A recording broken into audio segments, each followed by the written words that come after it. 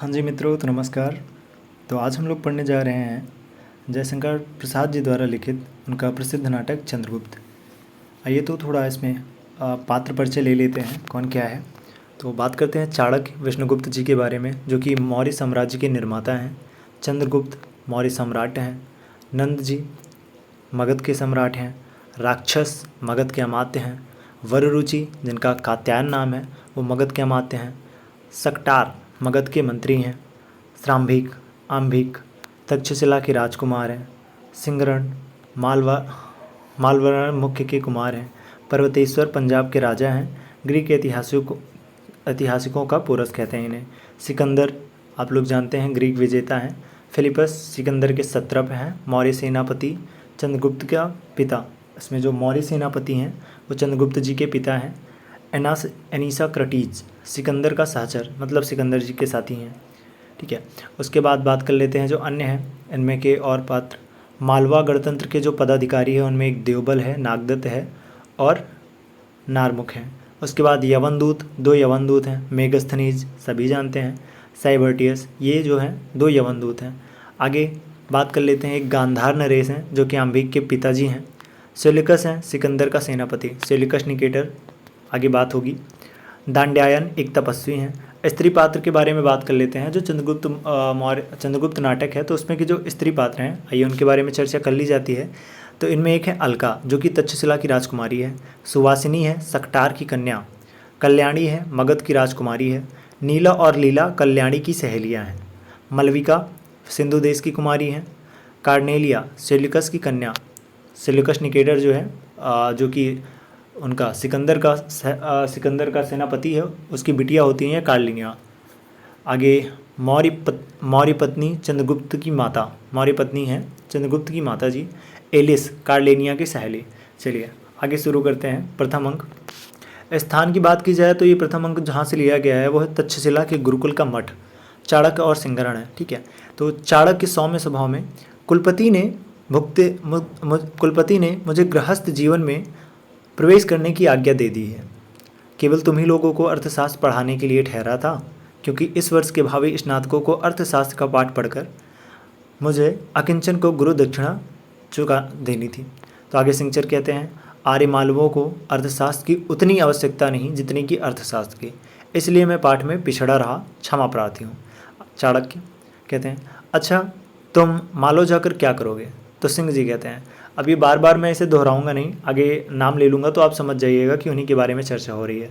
सिंह कहते हैं अभी तो मैं मालो नहीं जाता, मुझे तक्षशिला की राजनीति पर दृष्टि रखने की आज्ञा मिली है। चलिए आगे। चाणक्य मुझे प्रसन्नता होती है कि तुम्हारा अर्थशास्त्र पढ़ना सफल होगा। क्या तुम जानते हो कि यवनों के दूत यहाँ क्यों आए हैं? तो सिंह क्या जवाब देते हैं मैं उसे जानने की चेष्टा कर रहा हूँ, अर्थात मैं उसे जानने की अभिलाषा कर रहा हूँ, मुझ में इच्छा है कि मैं उसे जानूँ। तो आर्यावर्त का भविष्य लिखने के लिए कुचक्र और प्राणतरा की लेखनी और मसी प्रस्तुत हो रही है। उत्तरापथ के खंडराज द्वेष से जर्जर हैं, शीघ्र भयानक विस्फोट होगा, ऐसा सिंह कहते हैं। ठीक है, सहसा थम्बिक और थलका का प्रवेश। तो बस ऐसी बात हो रही होती है उसी मठ पे, तो अचानक एक आम्भिक हैं और अलका हैं, इनका प्रवेश होता है। तो आम्भिक कहते हैं, आते ही कहते हैं कैसा विस्फोट, युवक तुम कौन हो? तो सिंह कहता है एक मालो। तो अम्बिक क्या कहते हैं नहीं, विशेष परिचय की आवश्यकता है। तो अम्बिक समझ लो मतलब थोड़ा भड़क जाते हैं, कहते हैं थोड़ा और विशेष परिचय दो। तो सिंह कहते हैं तक्षशिला गुरुकुल का एक छात्र हूँ। अम्बिक क्या कहते हैं देखता हूँ कि तुम दुर्विनीत हो, अर्थात तुम्हारे अंदर कोई क्या कहते हैं कि किसी की इज्जत नहीं करते हो, ऐसा कुछ अम्बिक कहते हैं। ठीक है, समझ लो क्रोध में आ गए। तो सिंह क्या कहते हैं कदापि नहीं राजकुमार, विनम्रता के साथ निर्भीक होना मालवों का वंशानुगत चरित्र है।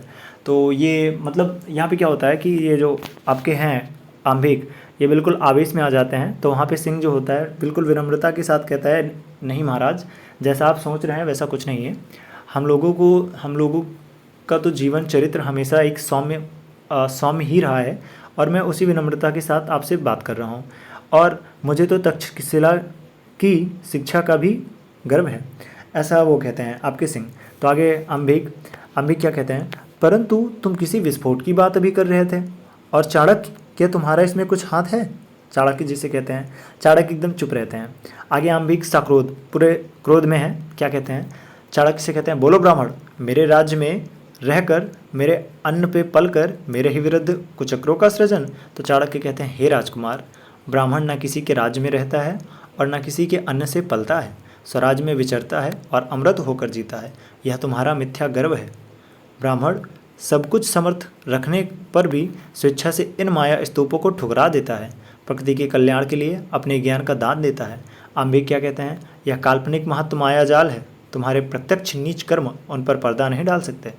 ये क्रोध में अपनी बातें कह रहे हैं आम्बिक। फिर चाणक्य उनकी बात का उत्तर देते हैं, सो कैसे होगा अविश्वासी क्षत्रिय, इसी से दत्स और म्लेच्छ साम्राज्य बना रहे हैं और आर्य जनती पतन के कगार पे खड़ी एक धक्के की राह देख रही है। आम्बिक कहते हैं, और तुम धक्का देने का कुचक्र विद्यार्थियों को सिखा रहे हो। तो सिंह बीच में अपनी टिप्पणी रखते हुए कहते हैं, विद्यार्थी और कुचक्र असंभव, यह तो वही कर सकते हैं जिनके हाथ में कुछ अधिकार हो, जिनका स्वार्थ समुद्र से भी विशाल और सुमेरु से भी कठोर हो, जो यौनों की मित्रता के लिए स्वयं बाल्हीक तक, आगे कुछ लाइनें कही होंगी उन्होंने। तो आम्बिक क्या कहते हैं, बस बस दुर्दश युवक, बता तेरा अभिप्राय क्या है, मतलब आपके कहने का अर्थ क्या है। आम्बिक पूरे क्रोध में है। सिंह क्या कहते हैं, कुछ नहीं। आम्बिक कहते हैं, नहीं बताना, नहीं बताना होगा, मेरी आज्ञा है। आम्बिक एकदम आवेश में होते हुए उसे कहता है कि नहीं, तुम बताओ क्या है, मेरी आज्ञा है। बिल्कुल पूरी तरीके से आवेश में है। तो आगे सिंह क्या कहते हैं, गुरुकुल में केवल आचार्य की आज्ञा सिरोधारी होती है, अन्य आज्ञाएं अवज्ञा के कान से सुनी जाती हैं राजकुमार।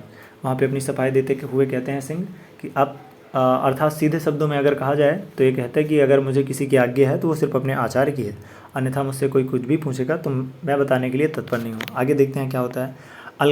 अलका जी बीच में टिप्पणी करती हुई क्या कहती हैं, भाई इस वन्य निर्भर के समान स्वच्छ और स्वच्छंद हृदय में कितना बलवान वेग है, यह अवज्ञा भी स्मरणीय है, जाने दो।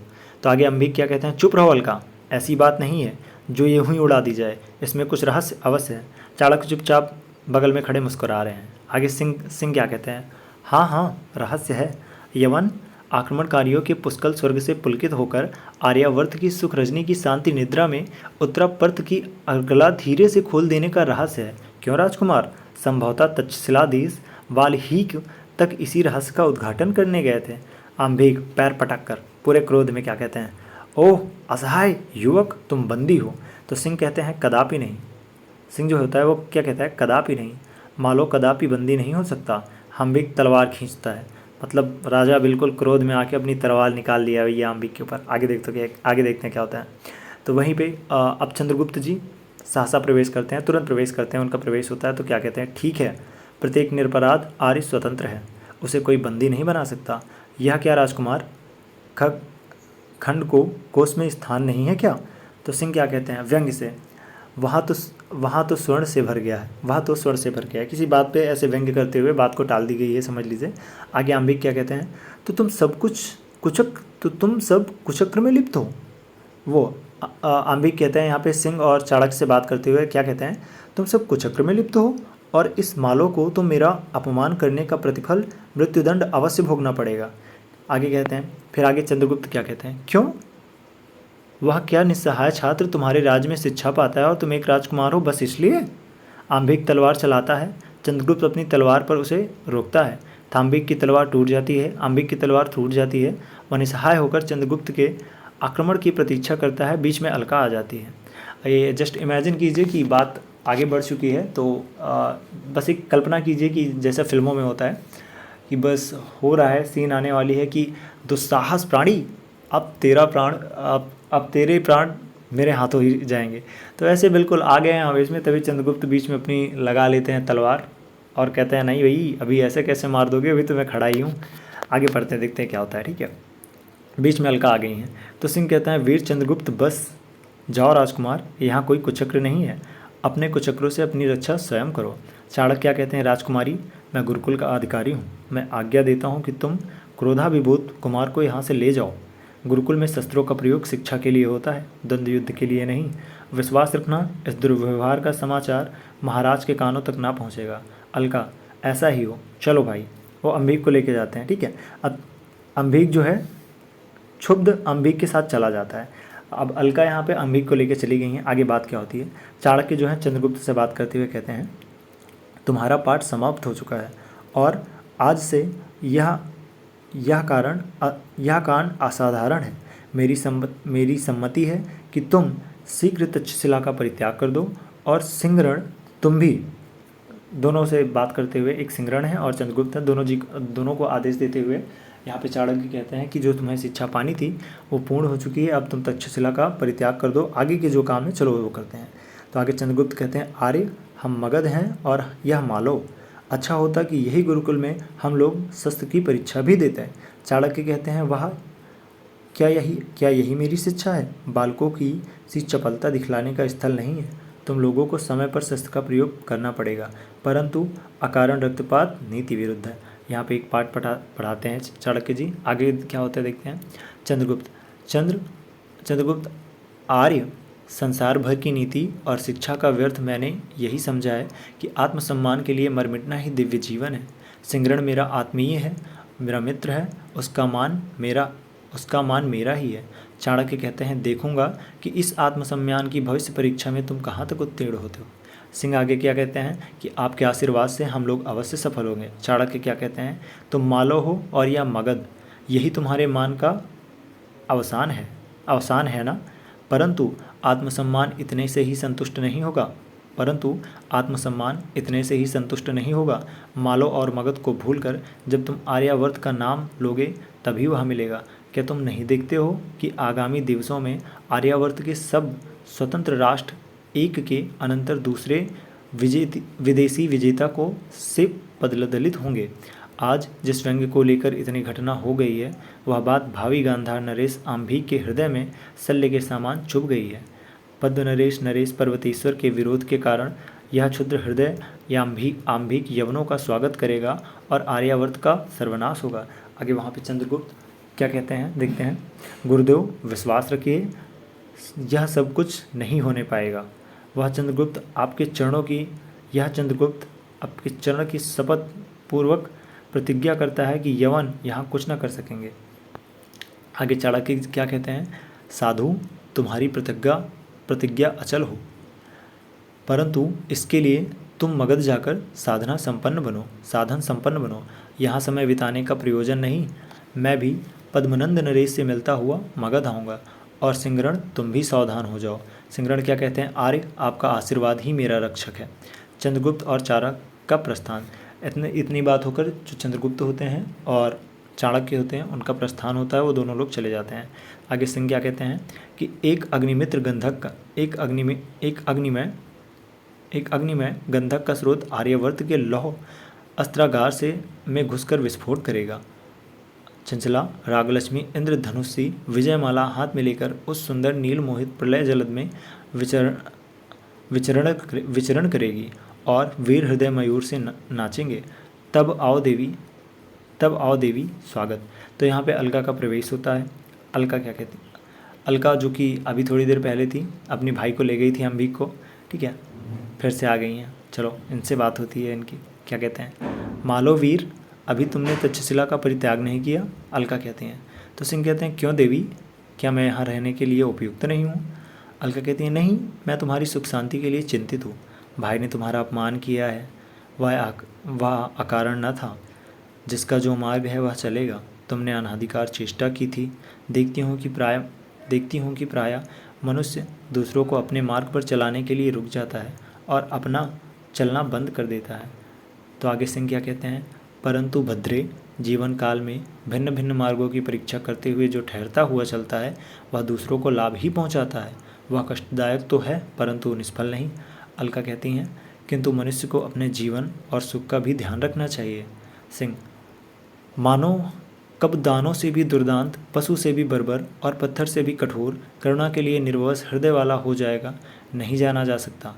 अतीत सुखों के लिए सोच क्यों, अनागत भविष्य के लिए भय क्यों, और वर्तमान को अपने अनुकूल बना ही लूँगा, फिर चिंता किस बात की। अलका क्या कहती हैं, मालो तुम्हारे देश के लिए तुम्हारा जीवन अमूल्य है और वही यहाँ आपत्ति में है। सिंह कहते हैं, राजकुमारी, इस अनुकंपा के लिए कृतज्ञ हुआ, परंतु मेरा देश मालो ही नहीं गांधार भी है। यही क्या समग्र आर्यावर्त है। इसलिए मैं तो आगे कुछ अन्य बातें कहते हुए अलका क्या कहती हैं, आश्चर्य से क्या चाहते हो। सिंह कहते हैं, गांधार आर्यावर्त से भिन्न नहीं है, इसीलिए उसके पतन को मैं अपना अपमान समझता हूँ। अलका निश्वास लेकर, इसका मैं अनुभव कर रही हूँ, परंतु जिस देश में ऐसे वीर युवक हों उसका पतन असंभव है। मालवीर, तुम्हारे मनोबल से में स्वतंत्रता है और तुम्हारी दृढ़ भुजाओं में आर्यावर्त की रक्षण की शक्ति है। तुम्हें सुरक्षित रहना ही चाहिए। मैं भी आर्यावर्त की बालिका हूँ। तुमसे अनुरोध करती हूँ कि तुम शीघ्र गांधार छोड़ दो। मैं आम्भीक को शक्ति भर पतन से रोकूंगी, परंतु उसके ना मानने पर तुम्हारी आवश्यकता होगी। जाओ वीर। सिंह कहता है, अच्छा राजकुमारी, तुम्हारे स्नेहानुरोध से मैं जाने के लिए बाध्य हो रहा हूँ। शीघ्र ही चला जाऊँगा देवी, किंतु यदि किसी प्रकार की प्रखर धारा को यवन सेना न पार कर सकती। अलका कहती है, मैं चेष्टा करूँगी वीर। तुम्हारा नाम? सिंह क्या कहते हैं, मंगलावरण के राष्ट्रपति का पुत्र सिंहरण। अलका, अच्छा, फिर कभी। दोनों एक दूसरे को देखते हुए प्रस्थान करते हैं। तो चलिए अब वहाँ की कहानी समाप्त होती है, आगे फिर देखते हैं। मगध सम्राट का विलास कानन। इतने समय विलासी युवक और युवतियों के दल का विहार। नंद प्रवेश करते हैं और क्या कहते हैं, आज वसंत उत्सव है क्या? तो एक युवक, जय हो देव, आपकी आज्ञा के कुसुमपुर के नागरिकों ने प्रयोजन किया है। नंद, परंतु मदिरा का तो तुम्हारे समाज में प्रभाव है, फिर आमोद कैसा? एक युवती से कहते हैं, देखो देखो, तुम सुंदरी हो, परंतु तुम्हारे यौवन का विनम्र अभी संकोच की अर्गला से जकड़ा हुआ है। तुम्हारी आंखों में काम का सुकुमार संकेत नहीं, अनुराग की लाली नहीं, फिर कैसा प्रमोद?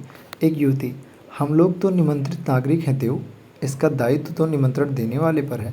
नंद कहते हैं, वाह, ये अच्छा उलाहन आ रहा। अनुचर से, मूर्ख, अभी और कुछ सुनवाएगा? तू नहीं जानता कि मैं ब्रह्मास्त्र से अधिक इन सुंदरियों के कुटिल कटाक्षों से डरता हूँ। ले आ, शीघ्र ले आ। नागरिकों पर तो मैं राज्य करता हूँ, परंतु मेरी मगध की नागरिकाओं का शासन मेरे ऊपर है। श्रीमती, सबसे कह दो, नागरिक नंद कुसुमपुर के कमनीय कुसुमों से अपराध के लिए क्षमा मांगता है और आज के दिन वह तुम लोगों का कृतज्ञ सहचर मात्र है। अनुचर लोग प्रत्येक कुंजों में मुद्रा कलश और चपक पहुंचाते हैं। राक्षस और सुवासिनी का प्रवेश पीछे पीछे कुछ नागरिक कहते हैं। देखो आगे क्या बात होती है, चलिए पढ़ते हैं। राक्षस कहते हैं, सुवासिनी, एक पात्र और चलो इस कुंज में। ठीक है, तो आगे सुवासिनी क्या कहती है, नहीं, अब मैं नहीं संभाल सकूंगी। राक्षस कहता है, फिर इन लोगों से कैसे पीछे छूटेगा? तो सुवासिनी कहती हैं, मेरी एक इच्छा है। एक नागरिक, क्या इच्छा है सुवासिनी? हम लोग अनुचर हैं, केवल एक सुंदर आलाप की, एक कोमल मूर्छना की लालसा है। तो सुवासिनी कहती हैं, अच्छा, तो अभिनय के साथ? तो फिर सब उल्लास से क्या कहते हैं, सुंदरियों की राशनी सुवासिनी की जय। सुवासिनी कहती हैं, परंतु राक्षस को कच का अभिनय करना पड़ेगा। तो एक नागरिक फिर क्या कहते हैं, और तुम देवायनी, क्यों? यही ना, राक्षस सचमुच राक्षस होगा यदि इसमें आनाकानी करे तो चलो राक्षस। दूसरा कहता है, नहीं मूर्ख, आर्य राक्षस कह, इतने बड़े कला कुशल विद्वान को किस प्रकार संबोधित करना चाहिए तू इतना भी नहीं जानता? आर्य राक्षस, इन नागरिकों की प्रार्थना से इस कष्ट को स्वीकार कीजिए। राक्षस उपयुक्त स्थान ग्रहण करता है, कुछ मूक अभिनय करके। फिर उसके बाद सुवासिनी का भाव सहित ज्ञान। तुम कनक किरण के अंतराल में लुक छिप कर चलते हो क्या? नतमस्तक गर्व वहन करते यौवन के घन, रसकन करते हे लाज भैरे सौंदर्य, बता दो मौन भरते हो क्यों? अधरों के मधुर कगारों में, कलबल ध्वनि के गुजारों में, मधुसरिता यूं या हंसी तरली अपनी पीते रहते हो क्यों? बेला विभ्रम की बीत चली, रजनीगंधा की कली खिली, अब सांध्य मलय आकुलित दुकूल कलित हो या छिपते हो क्यों? साधु साधु की ध्वनि आगे क्या कहते हैं, नंद आगे, उस अभिनेत्री को यहाँ बुलाओ। सुवासिनी नंद के समीप जाकर प्रहलाद होती है। नंद क्या कहते हैं, तुम्हारा अभिनय तो अभिनय नहीं हुआ नागरिक, अपितु वास्तविक घटना जैसी देखने को आवे वैसी हो। नंद क्या कहते हैं, तुम बड़े कुशल हो, ठीक कहा। सुवासिनी कहती हैं, तो मुझे दंड मिले, आज्ञा कीजिए दो। नंद क्या कहते हैं, मेरे साथ एक पात्र। सुवासिनी, परंतु देव, एक बड़ी भूल होगी। नंद कहते हैं, वह क्या? सुवासिनी कहती हैं, आर्य राक्षस का अभिनय पूर्ण गान नहीं हुआ। नंद, राक्षस? नागरिक, यही है देव। राक्षस आकर प्रणाम करता है। आगे नंद क्या कहते हैं, वसंतोत्सव की रानी की आज्ञा से तुम्हें गाना होगा। राक्षस कहते हैं उसका मूल्य होगा एक पात्र कादम्ब। सुहासिनी पात्र भर कर देती है। ठीक है, तो यहाँ पे कहानी ये हो रही है कि एक डिमांड रखी नंद क्या कहते हैं कि तुम्हें नाचना होगा, तो राक्षस के द्वारा एक डिमांड होती है कि एक पात्र कदम्ब चाहिए, तो उसे तुरंत जो उसकी डिमांड होती है उसे मिल जाती है। तो आगे की बात जो होती है, चलिए आगे पढ़ते हैं। सुहासिनी मान का एक मूक अभिनय करती है। ठीक है, राक्षस सुहासिनी के सन्मुख अभिनय सहित गाता है। अब यहाँ के गान पढ़ेंगे। निकल मत बाहर दुर्बल त्रा, लगेगा तुम्हें हंसी का शीत, सरद नीरद भाला के बीच, तड़प से चली चपला सी भयभीत, पड़ रहे पावन प्रेम फुहार, जलन कुछ कुछ मीठी पीर, संभाले चल कितनी है दूर, प्रलय तय व्याकुल ना होए आधार, असरों में सुंदर निशीत, भारे तारे न ढुलकते आह, न उफना दे आंसू है भरे, इन्हीं आंसुओं में है उनकी चाह, काकली सी बनने की तुम्हें लगन लग जाए न हे भगवान, पपीहा का पी सुनता कभी, अरे कोकिल की दशा ना डॉट डॉट, हृदय की पास सांस की राह, चले अनजान है चुपचाप, अरे छाया बन छू मत उसे, भरा है तुझमें भीषण ताप, हिलाकर धड़कन से अविनीत, जगा मत सोया है सुकुमार, देखता है स्मृतियों का स्वप्न, हृदय पर मत कर अत्याचार। कई नागरिक फिर क्या कहते हैं, स्वर्गीय आत्महत्या वक्र के कई नागरिक वहाँ पे आते हैं और क्या कहते हैं, स्वर्गीय अमात्य वक्रनाश के कुल की जय। नंद कहते हैं क्या कहा, वक्रनाश का कुल? नागरिक कहते हैं हाँ देव, आर्य राक्षस उन्हीं के तो भ्रातृपुत्र हैं। नंद क्या कहता है, राक्षस आज से तुम मेरे आत्मवर्ग में नियुक्त हुए, तो तुम तो कुसुमपुर के एक रत्न हो। उसे माला पहनाता है और शस्त्र देता है। सब क्या कहते हैं, सम्राट की जय हो, अमात्य राक्षस की जय हो। नंद क्या कहता है, और सुवासिनी तुम मेरी अभिनयशाला की रानी हो। सब हर्ष प्रकट करते हुए जाते हैं। आगे तीसरा भाग पढ़ते हैं हम लोग। पाटलिपुत्र में एक भग्र कुटीर की बात करते हैं। ठीक है, तो यहाँ पे क्या होता है, चाणक्य प्रवेश करते हैं और क्या कहते हैं, खोपड़ी ही तो थी पिताजी, खोपड़ी ही तो थी पिताजी, यहाँ मुझे गोद में बिठाकर राज मंदिर का सुख अनुभव करते थे। ब्राह्मण थे, ऋत और अनृत जीविका से संतुष्ट थे, पर वे भी ना रहे, कहाँ गए कोई नहीं जानता, मुझे तो कोई नहीं पहचानता। यही तो मगध का राष्ट्र है, प्रजा की खोज है। किसे वृद्ध दरिद्र ब्राह्मण कहीं ठोकरे खाता होगा, यहीं मर गया होगा। एक प्रतिवेशी का प्रवेश होता है। प्रतिवेशी देखकर क्या कहता है, कौन हो जी तुम, इधर के घरों को बड़ी देर से दूर घूर रहे हो।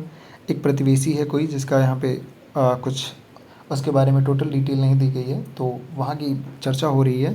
तो मंदिर के समय इतने समय पाटलिपुत्र का एक भग्र कुटीर की बात हो रही है, उतनी समय का यह दृश्य है। तो चाणक्य जी घूम रहे हैं, तो वहाँ पे एक प्रतिवेशी आता है और उनसे प्रश्न सवाल जवाब करने लगता है। आइए उन्हें पढ़ते हैं क्या होता है आगे। प्रतिवेशी देखकर कहते हैं, कौन हो जो तुम, और जो इधर उधर के घरों को देखकर घूम रहे हो। तो चाणक्य कहते हैं, ये घर हैं जिन्हें पशु की खो कहने में भी संकोच होता है। यहाँ कोई स्वर्ण रत्नों का ढेर नहीं जो लूटने का भय हो। तो प्रतिवेशी कहते हैं, युवक क्या तुम किसी की खोज में हो। चाणक्य, हाँ खोज रहा हूँ।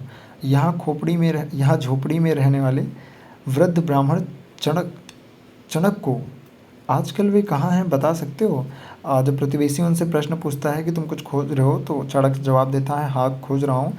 यहाँ पर एक झोपड़ी में चणक जी रहते हैं, मैं उन्हें ढूंढने आया हूँ। तो प्रतिवेशी क्या कहता है, सोच कर काफ़ी थोड़ी दूर सोचता है और कहता है, ओहो कई बरस हुए, वह तो राजा की आज्ञा से निर्वासित कर दिया गया है। हंसकर, वह ब्राह्मण भी बड़ा हठी था, उसने राजा नंद के विरुद्ध प्रचार करना आरंभ किया, सो भी क्यों, एक मंत्री सटकार के लिए। उसने सुना कि राजा के सटकार का बंदी गृह में वध करवा डाला। ब्राह्मण ने नगर ने इस अन्याय के विरुद्ध आतंक फैलाया, सबसे कहने लगा कि यहाँ महापद्म का जारज पुत्र नंद, महापद्म का हत्याकारी नंद मगध के राक्षसी राज्य कर रहा है, नागरिकों सावधान। आगे फिर चाणक्य क्या कहता है, अच्छा तब क्या हुआ। तो प्रतिवेशी यहाँ पर उस शख्स की कहानी बता रहा है जिसे घनानंद ढूंढने आया है। घनानंद मैं कह रहा हूँ, चाणक्य जिसको ढूंढने आया है। तो प्रतिवेशी से पूछता है, एक शख्स यहाँ पे रहता था, कहाँ है। तो प्रतिवेशी जो है उसी की बारे में बता रहा है। तो चाणक्य हुकारी भर रहे हैं, कहते हैं अच्छा आगे क्या हुआ। चलो आगे प्रतिवेशी क्या कहते हैं, वह पकड़ा गया। सो भी कब, जब एक दिन अहीर की यात्रा करते हुए नंद के लिए राजपथ में मुक्त कंठ से नागरिकों के अनादर के वाक्य कहे। नंद ने ब्राह्मण को समझाया, यह भी कहा कि तेरा मित्र सकटार बंदी है, मारा नहीं गया, पर वह बड़ा हठी था, उसने ना ही माना। नंद ने भी चिढ़कर उस ब्राह्मण बौद्ध उस बृहस्प उसका बृहस्प बौद्ध विहार में दे दिया और उसे मगध से निर्वासित कर दिया। यही तो उसकी झोपड़ी है। आगे फिर चाणक्य जाता है। चाणक्य उसे बुलाकर, अच्छा एक बात बताओ और बताओ। तो प्रतिवेशी कहते हैं, क्या पूछते हो जी। तुम इतना जान लो कि नंद को ब्राह्मणों से घोर शत्रुता है और वह बौद्ध धर्म अनुयायी हो गया है। तो यहाँ पे क्या होता है, चाणक्य उससे और वो जो प्रतिवेशी है उससे एक प्रश्न पूछते हैं कि एक बात और यार बताओ। तो वहाँ पे जो प्रतिवेशी होता है वो कहता है कि तुम ज़्यादा कुछ मत पूछो, बस इतना जानो कि जो घनानंद है, यहाँ पे घनानंद है, वो ब्राह्मणों को देखकर बहुत जलता है, बहुत ईर्ष्यालु है उनसे, ब्राह्मणों से। चलिए आगे क्या बात होती है। चाणक्य क्या कहता है, होने दो, परंतु तुम। तो चाणक्य कहता है, होने दो मुझसे क्या मतलब, लेकिन तुम एक बात बताओ, सकटार का कुटुंब कहाँ है। तो प्रतिवेशी जो होता है वो क्या कहता है, अरे बड़े विचित्र मनुष्य हो तुम। अरे राज को पानल में सब जल मरे, इतनी सी बात के लिए मुझे लौटाया था, छी। जाना चाहता है। अब बस इतनी बात बोले कि अरे यार कहाँ तुम बात में फंसा रहे हो, वो तो सब जल भर गए। अब उसका जो प्रतिवेशी है उसका मन हो रहा है कि चलो अब लौट जाया जाए। प्रतिवेशी जाना चाहता है। तो आगे चाणक्य क्या कहता है, हे भगवान, एक बात दया करके बता दो, सकटार की कन्या सुवासिनी कहाँ है। प्रतिवेशी जोर से हंसता है, युवक, वह बौद्ध विहार में चली गई थी, परंतु वहाँ भी ना रह सकी। पहले तो अभिनय करती फिरती थी, आजकल कहाँ है नहीं जानता। और फिर वहाँ से वह जाता है। चाणक्य क्या कहता है, पिता का पता नहीं, झोपड़ी भी ना रह गई, सुवासिनी अभिनेत्री हो गई, संभवतः पेट की ज्वाला से। एक साथ दो दो कुटुंब का सर्वनाश और कुसुमर फूलों की सेज ऊँघ रहा है। क्या इसलिए राष्ट्र की शीतल छाया का संगठन मनुष्य ने किया था। मगध मगध सावधान, इतना अत्याचार इतना सहना असंभव है। तुझे उलट दूंगा, नया बनाऊंगा, नहीं तो नाश ही करूंगा। ठहर कर, एक बार चलूं, नंद से कहूं, नहीं, परंतु मेरी भूमि, मेरी वृत्ति वही मिल जाए, मैं शास्त्र जव्य शाही न करूंगा, मैं कृषक बनूंगा, मुझे राष्ट्र की भलाई बुराई से क्या। तो चलो। देख कर, यह एक लकड़ी का स्तंभ, उसे काफ़ी उस झोपड़ी का खड़ा है। इसके साथ मेरे बाल्यकाल की सहस्त्र भौंरियाँ लिपटी हुई हैं, जिन पर मेरी धवल मधुर हंसी का आवरण चढ़ा रहता था। सहसों की स्निग्ध स्मृति विलीन हो जा। खंभा खींचकर गिराता चला जाता है। एटलीस्ट ये वहाँ की बात कंप्लीट होती है। तो वहाँ से चाणक्य बस इन सब बातों को सोचता हुआ होता है कि मगध तुम्हारी जो ये हालत हुई है, तुम्हें नया बनाऊंगा, बिल्कुल उलट पलट के रख दूंगा, सब कुछ बेहतरीन कर दूंगा। इन सब बातों को सोचता हुआ आगे फिर खंभा खींच के चला जाता है। आगे देखते हैं क्या होता है। कुसुमपुर के सरस्वती मंदिर के उपवन का पथ। अब वहाँ की बात चलती है। तो राक्षस क्या कहता है, सुवासिनी हठ ना करो। तो सुवासिनी कहती है, नहीं, उस ब्राह्मण को दंड दिए बिना सुवासिनी जी नहीं सकती। अमात्य, तुमको करना होगा।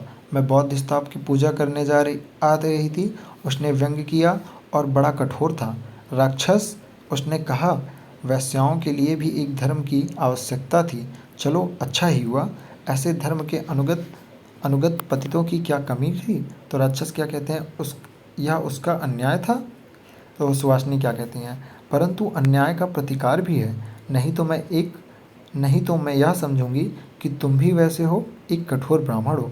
राक्षस कहता है, मैं वैसा हूँ कि नहीं यह पीछे मालूम होगा, परंतु सुवासिनी, मैं स्वयं हृदय से बौद्ध मत का समर्थक हूँ, केवल उसकी दार्शनिक सीमा तक इतना ही कि संसार दुखमय है। सुवासिनी कहती है, इसके बाद। तो राक्षस क्या कहते हैं, मैं इस क्षणिक जीवन की घड़ियों को सुखी बनाने का पक्षपाती हूँ, और तुम जानती हो कि मैंने व्याह क्यों नहीं किया, परंतु भिक्षु भी नहीं बन सका। सुवासिनी क्या कहती हैं, तब आज से मेरे कारण तुमको राजचक्र में बौद्ध मत का समर्थन करना होगा। राक्षस क्या कहता है, मैं प्रस्तुत हूँ। सुहासिनी कहती हैं, फिर तो मैं तुम्हारी हूँ। मुझे विश्वास है कि दुराचारी सदाचार के द्वारा शुद्ध हो सकता है और बौद्ध मत इसका समर्थन करता है, सबको शरण देता है। हम दोनों उपासक होकर सुखी बनेंगे। राक्षस क्या कहते हैं, इतना बड़ा सुख स्वप्न का जाल आँखों में ना फैलाओ। सुहासिनी कहती है, नहीं प्रिय, मैं तुम्हारी अनुचरी हूँ। मैं नंद की विलास लीला का क्षुद्र उपकरण बनकर नहीं रहना चाहती। और वहाँ से फिर ऐसे सुहासिनी चली जाती है। राक्षस एक पर्दा उठ रहा है या गिर रहा है। राक्षस ये सोच रहा है, आंखें मीच कर बिल्कुल सोच रहा है कि यार एक पर्दा उठ रहा है या गिर रहा है, कुछ समझ नहीं आता। फिर कहते हैं, सुहासिनी कुसुमपुर का स्वर्गीय कुसुम मैं हस्तगत कर लूँ? नहीं, राजकोप होगा। परंतु जीवन वृथा है। मेरी विद्या, मेरा पुरस्कृत विचार सब व्यर्थ है। सुहासिनी एक लालसा है, एक प्यास है, वह अमृत है, उसे पाने के लिए 100 बार मरूंगा। ये सब मतलब सोच रहा है भैया। अब ये जो आपका क्या राक्षस है ना कहीं आस्की में डूब चुका है, जैसा अभी तक लिख रहा है। आगे देखते हैं, क्या पता सही हो गलत हो। नेपथ्य से फिर क्या कहता है, हटो छोड़ो यार, मार्ग छोड़ो। राक्षस, कोई राजकुल की सवारी है क्या? तो चलूँ। तो फिर आगे जाता है तो क्या होता है, रक्षियों के साथ शिविका पर राजकुमारी कल्याणी का प्रवेश होता है। कल्याणी क्या कहती हैं, शिविका से उतरती हुई लीला से, शिविका से उतर रही हैं और लीला से क्या कहती हैं, शिविका उद्यान के बाहर ले जाने के लिए कहो और रक्षी लोग भी वहाँ ठहरे। ठीक है, तो शिविका लेकर रक्षक चल जाते हैं। आगे देखते हैं क्या होता है। कल्याणी देखती हैं और क्या कहती हैं, आज सरस्वती मंदिर में कोई समाज है क्या? जा तो लीला, देख तो आ। तो लीला जो नीला उनकी सहचर हैं या साथी हैं जो है उनके साथ, वो जाती हैं। लीला जाती हैं और फिर क्या कहती हैं, राजकुमारी चलिए इस श्वेत शिला पर बैठिए। वहाँ पे कोई श्वेत शिला है, शिला यहाँ पे हो सकता है कोई जैसे कुछ बैठने का स्थान। तो लीला उनसे कहती है, राजकुमारी चलिए इस श्वेत शिला पर बैठिए, यहाँ अशोक की छाया बड़ी मनोहर है। अभी तीसरे पहर का सूर्य कोमल होने पर भी इस पहरी नहीं है। तो कल्याणी क्या कहती हैं, चल। दोनों जाकर बैठती हैं और फिर नीला आती है। नीला कहती है, राजकुमारी आज तक्षशिला से लौटे हुए स्नातक लोग सरस्वती दर्शन के लिए आए हैं। कल्याणी कहती है, क्या सब लौट आए हैं? नीला क्या कहती है, यह तो ना जान सकी। तो कल्याणी क्या कहती है, अच्छा तू भी बैठ, देख कैसी सुंदर माधवी लता फैल रही है। महाराज के उद्यान में भी लताएं ऐसी हरी भरी नहीं, जैसे राज आतंक से वो भी डरी हुई हों। सच नीला, मैं देखती हूँ कि महाराज से कोई स्नेह नहीं करता, डरते भले ही हों। नीला क्या कहते हैं, सखी मुझ पर भी उनका कन्या सा ही स्नेह है, परंतु मुझे डर लगता है। कल्याणी क्या कहती हैं, मुझे इतना इसका बड़ा दुख है। देखती हूँ कि समस्त प्रजा उनसे त्रस्त और भयभीत रहती है। प्रचंड शासन करने के कारण उनका बड़ा दुर्नाम है। तो आगे नीला जो उसकी साथी है क्या कहती हैं, परंतु इसका उपाय क्या है? देख लीला, वे दो कौन इधर आ रहे हैं, हम लोग छिप जाएं। एक कुंज में चली जाती हैं तो ब्रह्मचारियों का प्रवेश। ठीक है, तो एक जब देखती हैं कि कोई दो लोग आ रहे हैं तो लीला जो उनके साथ में होती हैं और साथ में कल्याणी जी हैं, तो वो कहती हैं चलो छुप जाते हैं, कोई आ रहा है। तो उन दो ब्रह्मचारियों का प्रवेश होता है। तो एक ब्रह्मचारी उसमें क्या कहता है, धर्मपालिन मगध का उन्माद हो गया है। वह जनसाधारण के अधिकार अत्याचारियों के हाथ में देकर विलासिता का स्वप्न देख रहा है।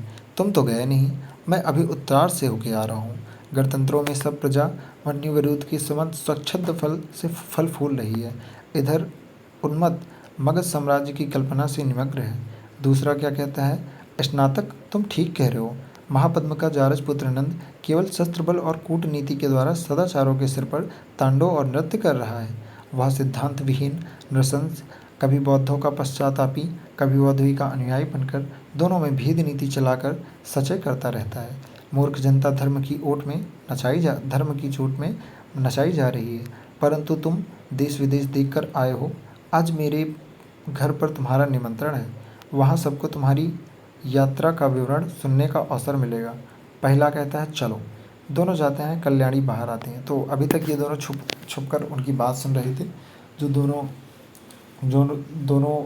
बात कर रहे थे आपस में, दोनों युवक हैं या ब्रह्मचारी के हैं। तो जो दोनों बात कर रहे थे तो उनके बारे में उनकी बातें सुन रही थी। अब वो दोनों चले जाते हैं तो ये दोनों, कल्याणी बाहर आती है। कल्याणी क्या कहती हैं, सुनकर हृदय की गति रुकने लगती है। इतना कदर्थित राजपद जिसे साधारण नागरिक भी घृणा की दृष्टि से देखता है, कितना मूल्य का है लीला? लीला से प्रश्न करती हैं ऐसा। तो नेपथ्य से भागो भागो, यह राज का चहेरी चीता पिंजड़े से निकल भागा है, भागो भागो। ठीक है। अब देखो यहाँ पे एक कहानी में ट्विस्ट आया है कि कोई जो चीता है वो पिंजड़े से निकल भागा है। तीनों डरती हुई कुंज में छिपने लगती हैं। चीता आता है, दूर से तीर आकर सिर भेद कर निकल जाता है। धनुष लिए हुए चंद्रगुप्त का प्रवेश।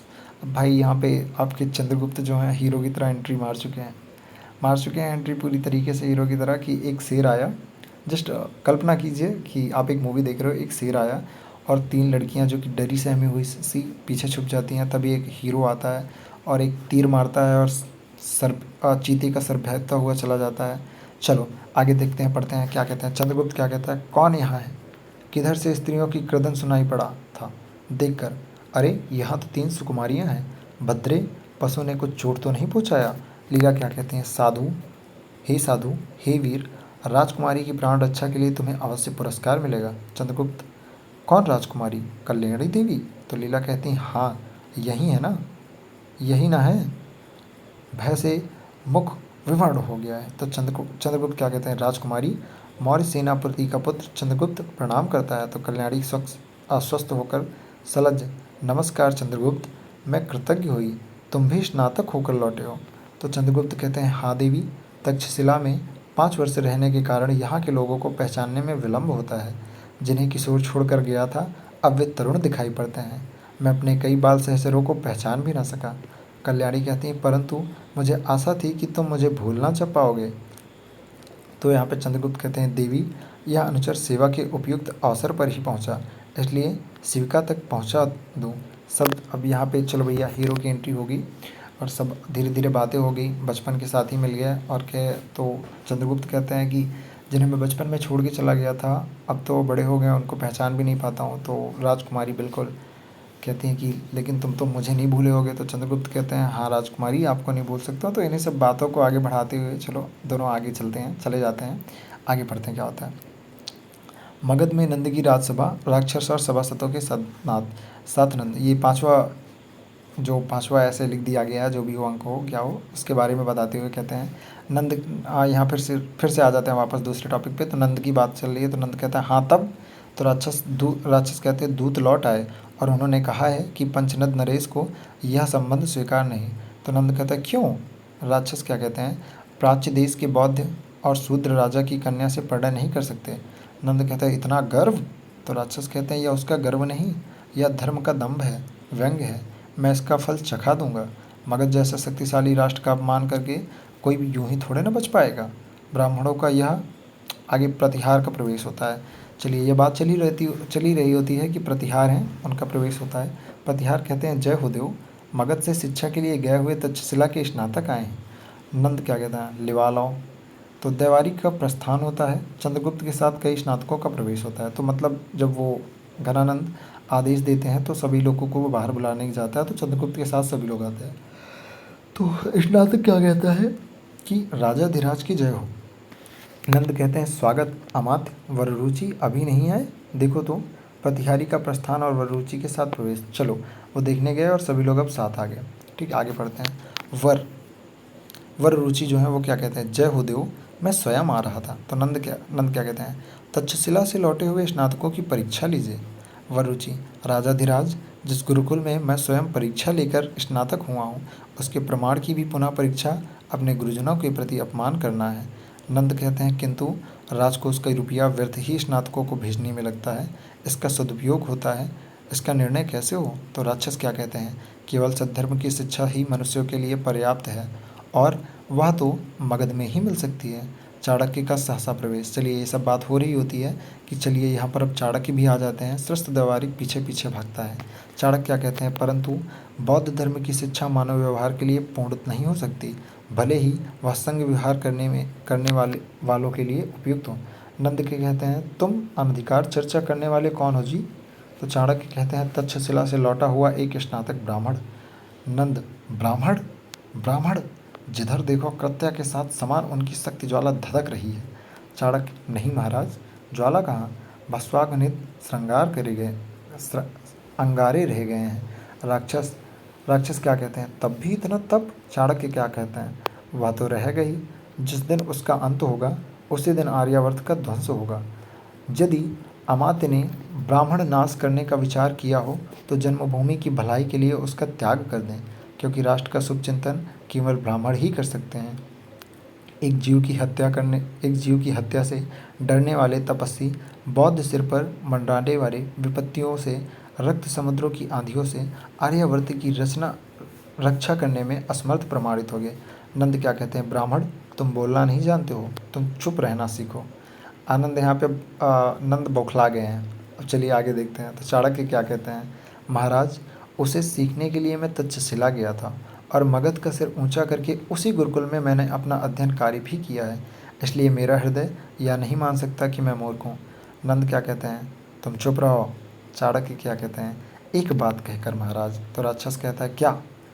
तो चाणक्य कहते हैं, यवनों की विकट वाहिनी निरसत पर्वतमाला तक पहुँच गई है, तक्षशिला की भी उसमें अभिसंधि है। संभवतः समस्त आर्यावर्त पदाक्रांत होगा। उत्तरापर्त में बहुत से छोटे छोटे गणतंत्र हैं, वे उस सम्मिलित पारसिक यवन बल को रोकने में असमर्थ होंगे। अकेले पर्वतेश्वर ने साहस किया है, इसलिए मगध को पर्वतेश्वर की सहायता करनी चाहिए। कल्याणी प्रवेश करती हुई कहती है, पिताजी मैं पर्वतेश्वर के गर्व की परीक्षा लूँगी। मैं वृषल कन्या हूँ। उस क्षत्रिय को यह सिखा दूंगी कि राजकन्या कल्याणी किसी छत्राणी से कम नहीं। सेनापति को आज्ञा दीजिए कि आसन्न गांधार युद्ध में मगध की एक सेना अवश्य जाए और मैं स्वयं उसका संचालन करूंगी। पराजित पर्वतेश्वर को सहायता देकर उसे नीचा दिखाऊंगी। नंद हंसता है। ठीक है, यहाँ पे नंद हंसता है। तो राक्षस क्या कहता है, राजकुमारी राजनीति महलों में नहीं रहती, हमें लोगों के लिए छोड़ देना चाहिए। उद्धत पर्वतेश्वर अपने गर्व का फल भोगे और ब्राह्मण चाणक्य परीक्षा देकर ही कोई साम्राज्य नीति समझ लेने का अधिकारी नहीं हो जाता।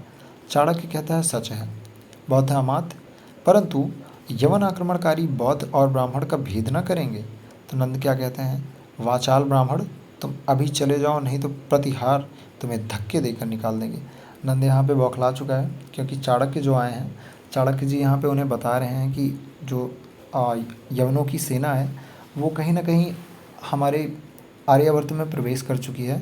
तो चाणक्य कहते हैं कि हे महाराजाधिराज, आप अपनी सेना भेजकर उन्हें पहले ही रोकने का प्रयास करें। लेकिन यहाँ पे जो नंद है वो पूरी तरीके से गुस्से में है और चाणक्य के ऊपर भड़क गए हैं और कहते हैं कि तुम चुपचाप यहाँ से अब निकल लो, नहीं तो दिमाग खराब हो जाएगा। तो आगे क्या चाणक्य क्या कहते हैं, राजाधिराज मैं जानता हूँ कि प्रमोद में मनुष्य कठोर सत्य का भी अनुभव नहीं करता, इसलिए मैंने प्रार्थना नहीं की। अपने आहपत प्रसाद के लिए मैंने भिक्षा नहीं मांगी। क्यों? जानता था कि मुझे ब्राह्मण होने के कारण ना मिलेगी, परंतु जब राष्ट्र के लिए। आगे कोई बात कहते हैं। राक्षस फिर से चाणक्य से कहते हैं, चुप रहो, तुम चड़क के पुत्र हो ना, तुम्हारे पिता भी ऐसे ही थे, हठी थे। नंद क्या कहते हैं, क्या उस विद्रोही ब्राह्मण की संतान? निकालो इसे, तुरंत निकालो यहाँ से, अभी से। आगे प्रतिहार आगे बढ़ता है। चंद्रगुप्त सामने आकर उसे रोकता है। चंद्रगुप्त की एंट्री हो गई भाई। चंद्रगुप्त कहता है, सम्राट मैं प्रार्थना कहता हूँ कि गुरुदेव का अपमान ना किया जाए। मैं भी उत्तरापर्थ से आ रहा हूँ। आर्य चाणक्य ने जो कुछ भी कहा है वह समाज के हित की बात कही है, उस पर विचार किया जाए। नंद कहता है, कौन? सेनापति मौर्य का कुमार चंद्रगुप्त? तो चंद्रगुप्त कहते हैं, हाँ देव, मैं युद्ध नीति सीखने के लिए ही तक्षशिला भेजा गया था। मैंने अपनी आंखों गांधार का उत्प्लव देखा है। मुझे गुरुदेव के मत पे पूर्ण विश्वास है। यह आगंतुक आपत्ति पंचनंद प्रदेश तक ही न रह जाएगी। नंद क्या कहते हैं, अबोध युवक, तो क्या इसलिए अपमानित होने पर भी मैं पर्वतेश्वर की सहायता करूं? असंभव है। तुम राजाज्ञाओं में बाधा न देकर शिष्टता सीखो। प्रतिहारी निकालो इस ब्राह्मण को, यह बड़ा ही कुचक्री मालूम पड़ता है। आगे चंद्रगुप्त कहते हैं, महाराजाधिराज ऐसा करके आप एक भारी अन्याय करेंगे और मगध के शुभचिंतकों को शत्रु बनाएंगे। राजकुमारी कहती हैं, पिताजी चंद्रगुप्त पर ही दया कीजिए, एक बात उसकी भी मान लीजिए। नंद क्या कहते हैं, तुम चुप रहो, ऐसे उद्दंड को मैं कभी क्षमा नहीं करता। और सुनो चंद्रगुप्त, तुम भी यदि इच्छा हो तो इस ब्राह्मण के साथ जा सकते हो। अब कभी मगध में मुँह ना दिखाना। चंद्रगुप्त प्रतिहारी दोनों को निकालना चाहता है। चाणक्य रुककर कहता है, सावधान नंद, तुम्हारी धर्मांधता से प्रेरित राजनीति आंधी की तरह चलेगी। उसमें नंदवंश समूल उखड़ेगा। नियति सुंदरी के भावों में बल पड़ने लगा है। समझ आ गया है कि शूद्र राज सिंहासन के हटाए जाए और सच्चे क्षत्रिय मूर्ध विकसित हों। नंद आगे क्या कहता है, यह समझकर कि ब्राह्मण अबाध्य है, तू मुझे भय दिखलाता है। प्रतिहार इसकी शिखा पकड़कर इसे बाहर करो। प्रतिहार उसकी शिखा पकड़कर घसीटता है। वह निश्चय ही दृढ़ से कहता है, खींच ले ब्राह्मण की शिखा। शूद्र के अन्न से पहले पले हुए कुत्ते, खींच ले ब्राह्मण की शिखा। शूद्र के अन्न से पले हुए कुत्ते खींच ले। परंतु यह शिखा नंदकुल की काल सर्पंगिणी है। वह तब तक बंधन में होगी जब तक कि नंदकुल का विनाश न होगा। नंद कहता है, इसे बंदी करो। चाणक्य बंदी किया जाता है। ठीक है, तो यहाँ की जो कुल कहानी हो गई, मैं एक बार सारांश में समझा देना चाहता हूँ कि जो अभी तक बीते इस पार्ट में हम लोगों ने पढ़ा। अभी जो यहाँ की स्टोरी थी, जो इस परिदृश्य की कहानी हम लोग पढ़ रहे थे, तो उसमें क्या होता है कि चाणक्य जी आते हैं घनानंद के यहाँ पे, तो उनको बताते हैं कि हमारे यहाँ यवन आक्रमणकारी आक्रमण करने वाले हैं और कहीं ना कहीं वो अभी हमारे आर्यावर्त में प्रवेश करने से कुछ दूर हैं। तो घनानंद ये सुझाव देते हैं कि क्यों ना आप अपनी सेना भेजें और उन्हें देश के बाहर ही रोका जाए। लेकिन घनानंद अपने आमोद प्रमोद में पूरी तरीके से चूर हैं। वो चंद्रगुप्त को भी फटकार लगाते हैं और चाणक्य की पूरी तरीके से बेइज्जती करते हैं। और बेइज्जती करते हुए अपने जो प्रतिहार है उससे कहते हैं, खींच इसकी शिखा खींच लो। शिखा अर्थात चोटी जो है, चाणक्य जी चोटी बांधते थे तो कहते हैं उसकी चोटी खींच लो।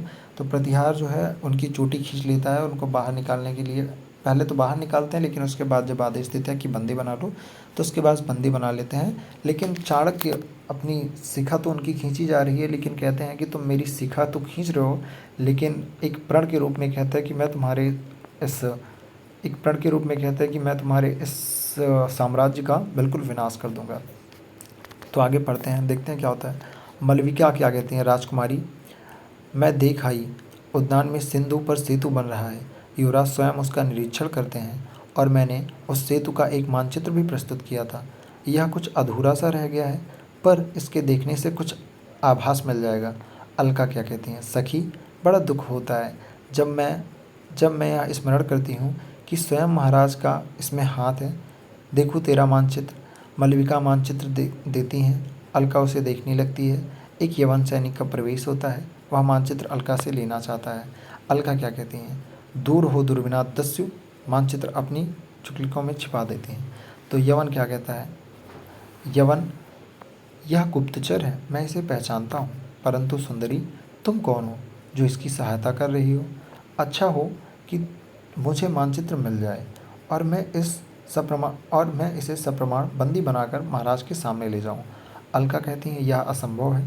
पहले तुम्हें बताना होगा कि तुम यहाँ किस अधिकार से यह अत्याचार किया। अलका कहती हैं, यह असंभव है। पहले तुम्हें बताना होगा कि तुम यहाँ किस अधिकार से यह अत्याचार किया चाहते हो। यवन कहता है, मैं देवपुत्र विजेता अलछेंद्र का नियुक्त अनुचर और तक्षशिला का मित्रता का साक्षी हूँ। यह अधिकार मुझे गांधार नरेश ने दिया है। अलका, आहा, यवन, गांधार नरेश ने तुम्हें अधिकार कभी नहीं दिया होगा कि तुम आर्य ललनाओं के साथ धृष्टता का व्यवहार करो। यवन क्या कहता है, करना ही पड़ेगा, मुझे मानचित्र लेना ही होगा। अलका कहती है, कदापि नहीं। यवन, क्या यह वही मानचित्र है जिसे इसी स्त्री ने उद्यान में बनाना चाहा था। अलका कहती है, परंतु यह तुम्हें नहीं मिल सकता। यदि तुम सीधे यहाँ से न टलोगे तो मैं शांति रक्षकों को बुलाऊंगी। यवन क्या कहता है, तब तो मेरा उपकार होगा, क्योंकि इस अंगूठी को देखकर वे मेरी ही सहायता करेंगे। अंगूठी दिखाता है वो। तो अलका देखकर सिर पकड़ लेती है, कहती है, ओह। यवन हंसता हुआ क्या कहता है, अब ठीक पथ पर आ गई होगी बुद्धि, लाओ मानचित्र मुझे दे दो। अलका निस्सहाय इधर उधर देखती हैं। सिंहरण का प्रवेश होता है। सिंहरण चौंक कर, हे कौन, राजकुमारी और यह यवन। अलका, महावीर, स्त्री की मर्यादा को ना समझने वाले इस यवन को तुम समझा दो कि यह चला जाए। तो सिंगरण क्या कहते हैं, यवन क्या तुम्हारे देश की सभ्यता तुम्हें स्त्रियों का सम्मान करना नहीं सिखाती? क्या सचमुच तुम बर्बर हो?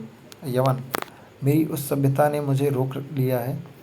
यवन क्या कहता है कि मेरी उस सभ्यता ने ही मुझे रोक लिया है, नहीं तो मेरा कर्तव्य था कि मैं मानचित्र को किसी भी पुरुष के हाथ में होने से जैसे बनता ही मेरा कर्तव्य था कि मैं उस मानचित्र को किसी भी पुरुष के हाथ में होने से उसे जैसे बनता ही लेता।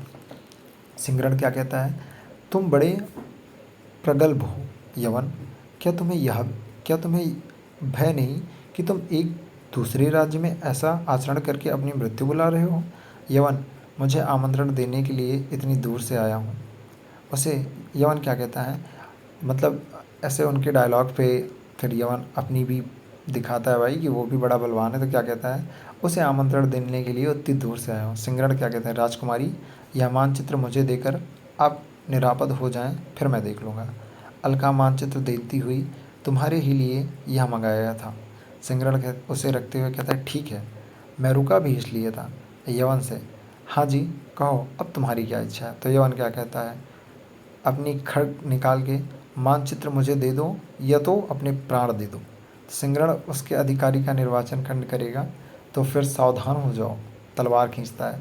दोनों लोग भैया फॉर्म में आ चुके हैं। ठीक है, एक कल्पना कीजिए कि एक मानचित्र अलका जी के पास है, तो वहाँ पे एक यवन आता है और एक अंगूठी दिखाता है, तो अंगूठी शायद किसी की निशानी है, कुछ ऐसा है।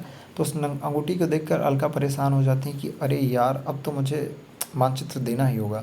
लेकिन तभी सिंगरण का प्रवेश होता है और कहता है कि राजकुमारी, बिल्कुल हीरो वाली एंट्री में कहता है कि राजकुमारी तुम पीछे हट जाओ, मानचित्र मुझे दे दो, मैं देखता हूँ क्या होता है।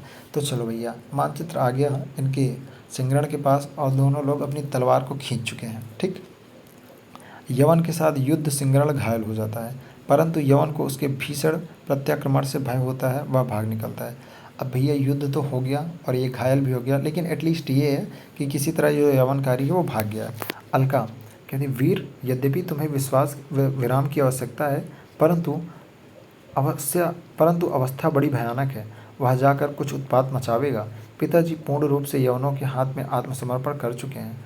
चंद्रगुप्त तो आगे सिंगरण क्या कहता है, हंसता और रक्त पहुँचता हुआ कहता है, मेरा काम हो गया राजकुमारी, मेरी नौका प्रस्तुत है, मैं जाता हूँ। परंतु बड़ा अनर्थ हुआ चाहता है। क्या गंधार नरेश किसी तरह न मानेंगे? अलका कहती है, कदापि नहीं, पर्वतेश्वर से उनका बुद्धमूल बैर है। सिंगरण क्या कहते हैं, अच्छा देखा जाएगा, जो कुछ होगा। देखिए मेरी नौका आ रही है, अब मैं विदा मांगता हूँ। तो सिंधु में नौका आती है, सिंधु यहाँ पे नदी है, सिंधु में नौका आती है, घायल सिंगरण उस पर बैठता है। सिंगरण और अलका दोनों एक दूसरे को देखते हैं, सीन है भैया मोहब्बत वाला। चलिए आगे बढ़ते हैं। अलका, मलविका भी तुम्हारे साथ जाएगी। अलका क्या कहती है कि मलविका भी तुम्हारे साथ जाएगी, तुम अकेले जाने योग्य इस समय नहीं हो। तो सिंगरण कहती है, जैसी आज्ञा। सिंगरण कहता है, जैसी आज्ञा, तुम शीघ्र तो फिर बहुत शीघ्र फिर दर्शन करूँगा। जन्मभूमि के लिए ही यह जीवन है, फिर अब आप शिष्य कुमारियाँ इसकी सेवा में कटिबद्ध हैं, तब मैं पीछे कब रहूँगा। अच्छा नमस्कार। मलविका नाव में बैठती है। अलका सत्रह नैनों से देखती हुई नमस्कार कहती है, नाव चली जाती है। 4 सैनिकों के साथ यवन का प्रवेश। फिर से भी आ गया यवन। यवन, निकल गया मेरा अहिर, यह सब प्रपंच इसी रमणी का है, इसको बंदी बनाओ। सैनिक अलका को देखकर सिर झुकाते हैं। यवन, बंदी करो सैनिक। सैनिक क्या कहते हैं, मैं नहीं कर सकता। यवन क्या कहते हैं, क्यों, गांधार नरेश ने तुम्हें क्या आज्ञा दी है? तो सैनिक क्या कहते हैं, यही कि आप जिसे कहें उसे हम लोग बंदी करें, महाराज के पास ले चलें। तो यवन कहते हैं, फिर विलंब क्यों? अलका संकेत से वर्जित करती है। सैनिक कहते हैं, हम लोगों की इच्छा। यवन कहते हैं, तुम राजद्रोही हो। इसमें यवन एक किसी पात्र का नाम है, वो तो रवन कहते हैं कि तुम राजद्रोही हो। सैनिक कहते हैं, कदापि नहीं, पर यह काम हम लोगों से नहीं हो सकेगा। यवन कहते हैं, सावधान, तुमको इस आज्ञा भंग का फल भोगना पड़ेगा, मैं तुम्हें स्वयं बंदी बनाता हूँ। अलका की ओर से बढ़ता है, सैनिक तलवार खींच लेते हैं। यवन, ठहर कर, यह क्या? सैनिक, डरते हो क्या कायर? स्त्रियों पर वीरता दिखाने में बड़े प्रबल हो और एक युवक के सामने भाग निकले। यवन, तो क्या राज की आज्ञा का स्वयं पालन न करोगे और करने दोगे? सैनिक क्या कहते हैं, यदि साहस हो मरने का तो आगे बढ़ो, अलका सैनिकों से, ठहरो, विवाद का समय नहीं। यवन से, कहो तुम्हारा अभिप्राय क्या है। यवन क्या कहते हैं, मैं तुम्हें बंदी करना चाहता हूँ। तो अलका क्या कहते हैं, कहाँ ले चलोगे। यवन कहता है गांधार नरेश के पास। अलका कहती है मैं चलती हूँ, चलो। आगे अलका, पीछे यवन और सैनिक चले जाते हैं। तो इस पाठ की बात इस कुछ पेजेस की बात की जाए जो अभी हम लोगों ने पढ़ा, तो इसमें क्या होता है कि सिंहरण पहली बात तो इससे यवन से लड़ता है। यवन क्या होता है, तुरंत भाग जाते हैं। फिर उधर से सिंहरण भी सारी बातें करके चला जाता है। बाद में ये जो यवन है 4 सैनिकों को साथ लेके आते हैं और कहते हैं चलो भैया तुम्हारे आशिक तो निकल गए, ये सब प्रपंच सब तुम्हारा ही है। तो सैनिकों को कहते हैं कि बंदी बना लो का। तो अलका जो होती है ना, अलका यूँ कहें कि जो सैनिक होते हैं वो कहते हैं कि हम सब तो आदेश मानेंगे लेकिन अलका जी को गिरफ्तार नहीं कर सकते। चलो, तो ये सब बातें होती रहती हैं। तो वहाँ पे अलका जी को बंदी नहीं बनाया जाता। तो यमन कहता है अच्छा चलो गंधार नरेश के पास तुम्हें ले चलना है। तो अलका कहती है चलो ठीक है। अब आगे की सीन का जहाँ है मगध के बंदीगृह की का सीन है, उस पर बात करते हैं। तो चाणक्य, ठीक है, चाणक्य, समीर की गति भी अवरुद्ध है, शरीर का फिर क्या कहना, परंतु मन में इतने संकल्प और विकल्प, एक बार निकलते पाता तो दिखा देता कि दुर्बल हाथों में साम्राज्य उलटने की शक्ति है। तो ये मगध का बंदीगृह अभी पहले हम लोगों ने पढ़ा था कि चाणक्य घनानंद से बात करते हैं और जब बात नहीं बनती तो घनानंद चाणक्य उठाकर बंदीगृह में डाल देते हैं। तो इस बंदीगृह का ही दृश्य यहाँ पर रखा गया है कि चाणक्य अपने मन में सोच रहे थे कि ये जो हवा चल रही वो भी गति अवरुद्ध है, शरीर का फिर क्या कहना, परंतु मन में इतने संकल्प और विकल्प हैं, एक बार निकलते पाता तो दिखा देता इन दुर्बल हाथों में साम्राज्य उलटने की शक्ति है। और ब्राह्मण के कोमल हृदय के कर्तव्य में प्रलय की आंधी चला देने की भी कठोरता है। जकड़ी हुई लौह श्रृंखलें, एक बार तो फलों की माला, एक बार तो फूलों की माला बन जाए और मैं मदों की मन मिलासी के तेरी स्वतंत्रता को भंग कर दूँ। क्या रोने लगूँ, इस निष्ठुर यंत्रता की कठोरता से बिलबिलाकर दया की भिक्षा मांगूं कि मुझे भोजन के लिए एक मुट्ठी चने जो देते हो ना दो, एक बार स्वतंत्र कर दो। नहीं चाणक्य, ऐसा न करना, नहीं तो तू भी साधारण सी होकर खाकर चूर चूर हो जाने वाली एक बीमारी हो जाएगा। तब मैं आज से प्रण करता हूँ कि दया किसी से नहीं मांगूंगा और अधिकार तथा अवसर मिलने पर किसी पर न कहूँगा। ऊपर देखकर, क्या कभी नहीं, हाँ हाँ किसी पर भी कभी नहीं। मैं प्रलय के समान अवधागति और कर्तव्य में इंद्र के वज्र के समान भयानक बनूंगा। किवाड़ खुलता है, वररुचि और राक्षस का प्रवेश होता है। राक्षस कहते हैं स्नातक अच्छे तो हो। चाणक्य कहते हैं बुरे कब थे हम बौद्ध आमत। तो राक्षस क्या कहते हैं, आज हम लोग एक काम से आए हैं, आशा है कि तुम अपनी हठवादिता से मेरा और अपना दोनों का अपकार ना करोगे। तो वररुचि कहते हैं हाँ चाणक्य, अमात्य का कहना मान लो। अब वररुचि और अमात्य साथ में है तो अमात्य कुछ बात कहते हैं तो वररुचि कहते हैं भाई इसकी बात मान लो, ठीक है। तो चाणक्य कहते हैं भिक्षोपजीवी ब्राह्मण, क्या बौद्धों का संग करते करते तुम्हें अपनी गरिमा का संपूर्ण विस्मरण हो गया। चाटुकारों के समान हाँ हाँ मिलाकर जीवन की कठिनाइयों से बचकर मुझे भी कुत्ते का पाठ पढ़ाना चाहते हो। भूलो मत, यदि राक्षस देवता हो जाए तो भी उसका विरोध करने के लिए मुझे ब्राह्मण से दैत्य बनाना पड़ेगा। वररुचि क्या कहते हैं, ब्राह्मण हो भाई, त्याग और क्षमा के प्रमाण तमेतित ब्राह्मण हो, इतना। चाणक्य क्या कहते हैं, त्याग और क्षमा, तप और विद्या, तेज और सम्मान के लिए हैं, लौह और सोने के समान सिर झुकाने के लिए नहीं। हम लोग ब्राह्मण नहीं बने हैं, हमारी ही दी हुई विभूति से हमें को अपमानित किया जाए, ऐसा नहीं हो सकता। कात्यायन, अब केवल परिणति से काम न चलेगा, अर्थशास्त्र और दंडनीति की आवश्यकता है। वररुचि कहते हैं मैं वर्तिक लिख रहा हूँ चाणक्य, उसी के लिए तुम्हारे सहकारी बनाना चाहता हूँ। तुम इस बंदीगृह से निकलो। चाणक्य क्या कहता है, मैं लेखक नहीं हूँ कात्यायन, शास्त्र प्रणेता हूँ, व्यवस्थापक हूँ। राक्षस क्या कहते हैं, अच्छा मैं आज्ञा देता हूँ कि तुम विवाद ना खड़ा कर स्पष्ट उत्तर दो। तुम तक्षशिला के मगध के गुप्त प्रतिनिधि बनकर जाना चाहते हो या मृत्यु चाहते हो। तुम्हें पर विश्वास करके क्यों भेजना चाहता हूँ, यह तुम्हारी स्वीकृति मिलने पर बताऊंगा। तो चाणक्य क्या कहते हैं, जाना तो चाहता हूँ तक्षशिला, पर तुम्हारी सेवा के लिए नहीं, और सुनो पर्वतेश्वर का नाश करने के लिए तो कदापि नहीं। राक्षस, यथेष्ट है, अधिक कहने की आवश्यकता नहीं। वररुचि क्या कहते हैं, विष्णुगुप्त, मेरा विष्णुगुप्त, चाणक्य, कौटिल्य, ये सब चाणक्य जी के ही नाम है। तो आगे क्या, वररुचि क्या कहते हैं, विष्णुगुप्त, मेरा वार्तिक अधूरा रह जाएगा। मान जाओ, तुमको पाणिनि की कुछ प्रयोगों का भी पता लगाना होगा जो तुम्हारे सालोत्तरीय व्याकरणों से ना लिखे हैं। फिर भी एक बार तक्षशिला जाने पर ही उनका। चाणक्य कहता है, मेरे पास पाणिनि से सिर खपाने का समय नहीं। भाषा ठीक करने से पहले मैं मनुष्यों को ठीक करना चाहता हूँ, समझे? वररुचि क्या कहते हैं, जिसने समग्र गोनामद्दते सूत्र लिखा है वह केवल वैयाकरण ही नहीं दार्शनिक भी था। उनकी अवहेलना। चाणक्य कहता है, यह मेरी समझ में नहीं आता। मैं कुत्ता साधारण युवक और इंद्र को कभी एक सूत्र में नहीं बांध सकता। कुत्ता कुत्ता ही रहेगा, इंद्र इंद्र। और सुनो वररुचि, मैं कुत्ते को कुत्ता ही बनाना चाहता हूँ। नीचों के हाथ में इंद्र का अधिकार चले जाने से जो सुख होता है मैं उसे भोग रहा हूँ। तुम जाओ। वररुचि, क्या तुम मुक्ति भी नहीं चाहते? चाणक्य, तुम लोगों के हाथ से तो वह भी नहीं। राक्षस क्या कहते हैं, अच्छा तो फिर तुम अंधकूप में जाना होगा। राक्षस क्या कहता है, अच्छा तो फिर तुम्हें अंधकूप में जाना होगा। चंद्रगुप्त का रक्तपूर्ण खंड लिए सहसा प्रवेश। चंद्रगुप्त का प्रवेश होता है। चाणक्य का बंधन काटता है। राक्षस प्रहरियों को बुलाना चाहता है।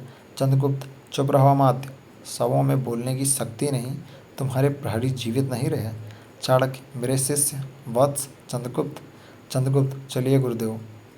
खंड उठाकर राक्षस से, यदि तुमने कुछ भी कोलाहल किया तो। राक्षस चुपचाप बैठ जाता है। वररुचि गिर पड़ता है। राक्षस चाणक्य के लिए निकलता हुआ किवाड़ बंद कर देता है।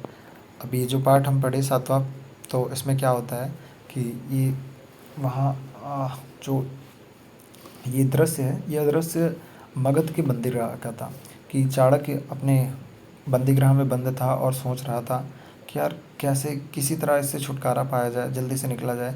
तो तभी वहाँ पे वररुचि और राक्षस आते हैं। दोनों में आपस में वार्तालाप हो रही होती है। तभी बातें कुछ इधर उधर बिगड़ती हैं। उतनी ही देर में चंद्रगुप्त आते हैं और चाणक्य को छुड़ा कर ले जाते हैं। अभी जो हम लोग आठवां पेज पढ़ने जा रहे हैं, तो इसमें बताया गया है क्या बताया गया है, गांधार नरेश का प्रकोष्ठ, चिंता युक्त प्रवेश करते हुए राजा। तो राजा क्या हुआ, राजा बूढ़ा हो चला, परंतु मन बूढ़ा ना हुआ। राजा क्या कहते हैं, राजा सोच रहा है कि बूढ़ा हो चला परंतु मन बूढ़ा ना हुआ। बहुत दिनों तक तृष्णा को तृप्त करता रहा पर तृप्त नहीं होती। आम्भीक तो अभी युवक है, उसके मन में महत्वाकांक्षा का होना अनिवार्य है, परंतु उसका पथ कुटिल है। गंधर्व नगर की सफलता उसे अपने पीछे दौड़ा रही है। विचार कर रहा है, हाँ ठीक तो नहीं है, पर उन्नति के शिखर पर नाक के सीधे चढ़ने में बड़ी कठिनता है। ठहर कर रोक दूँ, अब से भी अच्छा है, अब वे घुस जाएंगे। अब तो गांधार को भी वह कष्ट भोगना पड़ेगा जिससे हम दूसरों को देना चाहते हैं। अलका के साथ यवन और रक्षकों का प्रवेश होता है। राजा क्या कहते हैं, बेटी अलका। अलका कहते हैं, हाँ महाराज अलका। अलका क्या कहते हैं, हाँ महाराज अलका। मतलब एक सीन, एक जैसे फिल्मों में देखते हैं हम लोग, राजा राजा की, अरे बेटी तुम, तो वो कहते हैं हाँ पिताजी हम। तो उसी तरह राजा कहते हैं, अरे बेटी अलका, तो अलका कहती है हाँ महाराज अलका। राजा, नहीं कहो हाँ पिताजी अलका, अब तुम्हें कब सिखाता रहूं। तो अलका कहती है, नहीं महाराज। राजा, फिर महाराज, पागल लड़की, पिताजी कहे। तो अलका कहते हैं, वह कैसे है महाराज, न्यायाधिकरण पिता संबोधन से पक्षपाती हो जाएगा। राजा कहते हैं, यह क्या। तो यवन आगे भी है, यवन आ गया यहाँ पे। यवन कहते हैं, महाराज मुझे मालूम नहीं कि ये राजकुमारी है, अन्यथा मैं इसे बंदी ना बनाता। तो राजा क्या कहता है, सिल्लिकस तुम्हारा मुख कंधे पर से बोल रहा है। यवन, यह मेरी राजकुमारी अलका है, आ बेटी। उसकी ओर हाथ बढ़ाता है और वह अलग हट जाती है। अलका, नहीं महाराज पहले न्याय कीजिए। ठीक है। यवन क्या कहते हैं, उद्राण के बंधने वाले पुल का मानचित्र इन्होंने एक स्त्री से बनवाया है और जब मैं उसे मांगने लगा तो एक युवक को देकर इन्होंने उसे हटा दिया। मैंने यह समाचार आप तक निवेदन किया और आज्ञा मिली तो वे लोग बंदी किए जाएं, परंतु वह युवक निकल गया। राजा कहता है, क्यों बेटी, मानचित्र देखने की इच्छा हुई थी सिल्लिकस से, तो क्या चिंता है, जाने दो। मानचित्र तुम्हारा पुल बंधन रोक थोड़े ना सकता है। अलका क्या कहती हैं, नहीं महाराज, मानचित्र एक विशेष कार्य से बनाया गया है, वह गांधार की लगी हुई कालिक छुड़ाने के लिए। राजा, सो वो तो मैं जानता हूँ बेटी, तुम क्या कोई नासमझ हो। वेग से अंबिक का प्रवेश होता है। तो अंबिक क्या कहते हैं, नहीं पिताजी, आपके राज्य में एक भयानक षड्यंत्र चल रहा है और तक्षशिला का गुरुकुल उसका केंद्र है।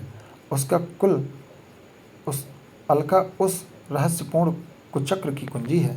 राजा, क्यों अलका, बात सही है? अलका, सत्य है महाराज। जिस उन्नति की आशा में आम्भीक ने यह नीच कर्म किया है, उसका पहला फल यह है कि आज मैं बंदनी हूँ। संभव है कल आप होंगे और परसों गांधार की जनता बेगार करेगी। उनका मुखिया होगा आपका वंश उज्जवलकारी आम्भीक।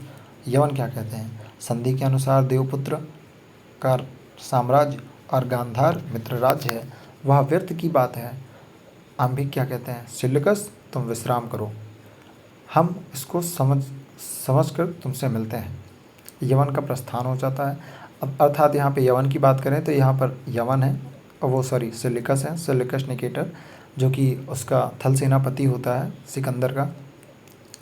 तो यवन वहाँ से निकल जाता है और रक्षकों की का दूसरी ओर जाना, तो वो निकल जाते हैं। आगे राजा की क्या कहते हैं? परंतु आम्भिक, राजकुमारी वंदिनी बनाई जाए, राजकुमारी बंदिनी बनाई जाए, यह भी मेरे ही सामने। उसके लिए एक यवन दंड की व्यवस्था करे, यह तुम्हारे उद्योगों का फल है। अलका, महाराज मुझे दंड दीजिए, कारागार में भेजिए, नहीं तो मैं मुक्त होने पर यही करूँगी। कुलपुत्रों के रक्त से आर्यावर्त की भूमि सिंचेगी, दानवी कर जननी भूमि की आपकी संतान को खाएगी। महाराज, आर्यावर्त के सच्चे बच्चे अम्भीक जैसे नहीं होंगे, वे इसकी मान प्रतिष्ठा और आज्ञा के लिए तिल तिल कट जाएंगे। स्मरण है, यवनों की विजय वाहिनी के आक्रमण के प्रत्यावर्तन बनाने वाले एक भारत के संतान होंगे। तब बचे हुए चत्तांग गांधार वीर भारत के धीर रक्षक को विश्वासघाती के नाम से पुकारेंगे और उसमें नाम लिया जाएगा मेरे पिता का। आह, उसे सुनने के लिए मुझे जीवित न छोड़िए, दंड दीजिए, मुझे मृत्यु दंड दीजिए। तभी आम्भीक कहते हैं, इसे उन सबों ने खूब बहकाया है, राजनीति के खेल यह क्या जाने। पिताजी, पर्वतेश्वर उद्दंड पर्वतेश्वर ने जो मेरा अपमान किया है उसका प्रतिशोध। राजा क्या कहते हैं? हाँ बेटी, उसने स्पष्ट कह दिया है कि कायर आम्भिक से मैं अपने लोक विपुल की कुलकुमारी का ब्याह ना करूँगा। और भी उसने वितस्ता के इस पार अपनी एक चौकी बना दी है जो प्राचीन सिंधियों के विरुद्ध है। अलका क्या कहती हैं? तब महाराज, उस प्रतिष्ठा की रक्षा के लिए जो लड़कर मर नहीं गया वह कायर नहीं तो और क्या है। आम्भिक, चुप रहो अलका। राजा क्या कहते हैं?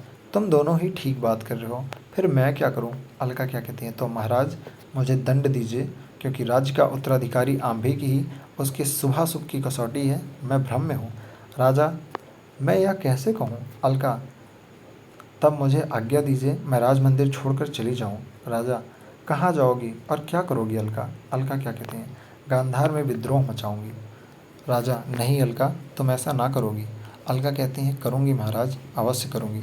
राजा, फिर मैं पागल हो जाऊँगा, मुझे तो विश्वास नहीं होता। आम्भिक, और तब अलका, मैं अपने हाथों से तुम्हारी हत्या करूँगा। राजा क्या कहता है? नहीं आम्भिक, तुम चुप रहो, सावधान। अलका के शरीर पर जो हाथ उठाना चाहता हो मैं उसे द्वंद्व युद्ध के लिए ललकारता हूँ। आम्भिक सर नीचे कर लेता है। अलका क्या कहता है? मैं तो जाती हूँ पिताजी। राजा क्या कहता है? अन्यमनस्क भाव से सोचता हुआ कहता है, जाओ। अलका चली जाती है। राजा कहता है, आम्भिक। आम्भिक कहता है, जी पिताजी। राजा कहते हैं, लौट आओ। तो अम्बिक कहता है, इस व्यवस्था में तो मैं लौट आता, परंतु ये यवन सैनिक छाती पर खड़े हैं, पुल बंध चुका है, नहीं तो पहले गांधार का नाश होगा। तो राजा कहता है, तब निश्वास लेकर, सो जाना हो सो हो, पर एक बात आम्बिक, आज से मुझसे कुछ ना कहना, जो उचित समझो करो।